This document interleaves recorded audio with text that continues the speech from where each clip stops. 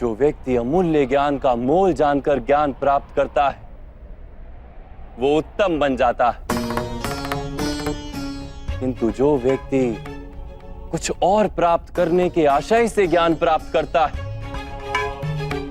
वो जीवन भर श्रेष्ठ बनने की स्पर्धा में लगा रहता है, किंतु उत्तम नहीं बन पाता। आपने भी ज्ञान प्राप्त किया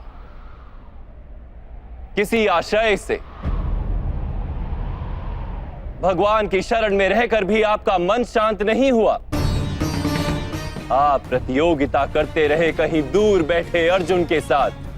मैं लौटूंगा, पर इतना विश्वास दिलाकर जाता हूँ कि मैं भारतवर्ष का सबसे श्रेष्ठ धनुर्धर बनकर लौटूंगा और आपके सभी शिष्यों से श्रेष्ठ बनूंगा मैं।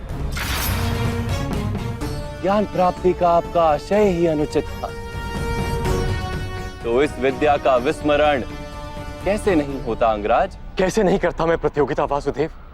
कैसे समझौता कर लेता अपने जीवन के साथ?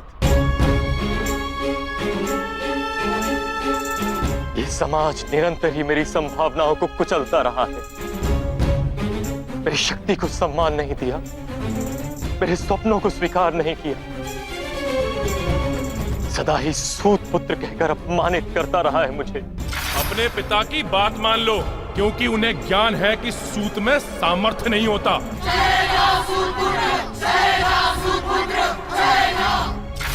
ईश्वर की दी हुई संभावना मनुष्य का अधिकार है वासुदेव, और यह समाज किसी को उसके अधिकार से किस प्रकार वंचित कर सकता है?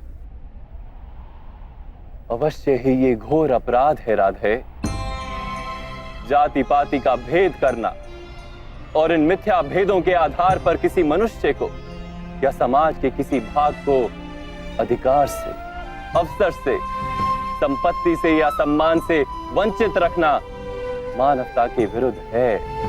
तो फिर मेरा क्या दोष है वासुदेव? यदि मेरे मन में असंतोष जन्मा, यदि मैंने प्रतियोगिता की, यदि मैंने बलपूर्वक अपना अधिकार प्राप्त करने का प्रयत्न किया, तो मेरा क्या दोष है वासुदेव? एक समय था अंगराज जब कृतवीर के पुत्र कार्तवीर अर्जुन नाम के एक क्षत्रिय राजा ने महर्षि जमदग्नि की हत्या कर दी। महर्षि के पुत्र ने क्या किया जानते हैं आप?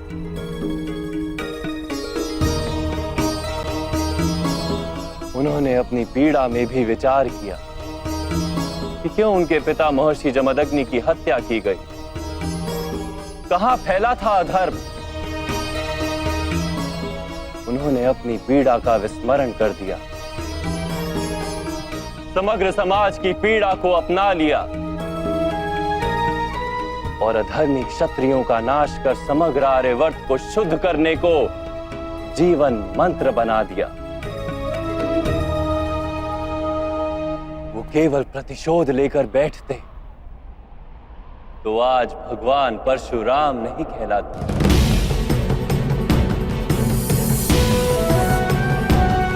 हाँ राधे, आपको जो दुख और अपमान मिले वो वास्तविक थे, किंतु आप उन्हें अवसर बना लेते तो समाज का उद्धार होता और आपका कल्याण होता।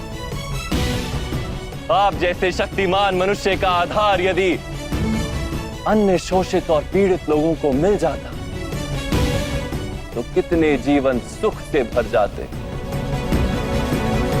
आपके पास संभावना भी थी, सामर्थ्य भी था और उस पीड़ा का अनुभव भी था, किंतु आपने अपना जीवन उन्हें समर्पित नहीं किया। आपने अपना जीवन समर्पित कर दिया दुर्योधन को, जिसके पक्ष में केवल अधर्म था और कुछ नहीं।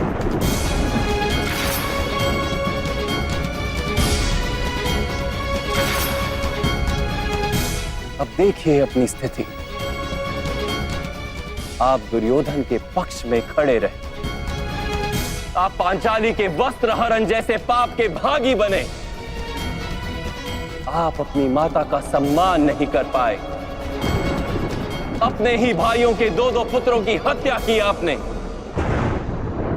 और आज अपना धर्म गंवाकर, अपनी विद्या गंवाकर, अपना संतोष गंवाकर अपने ही अनुज के हाथों मरने के लिए सज खड़े।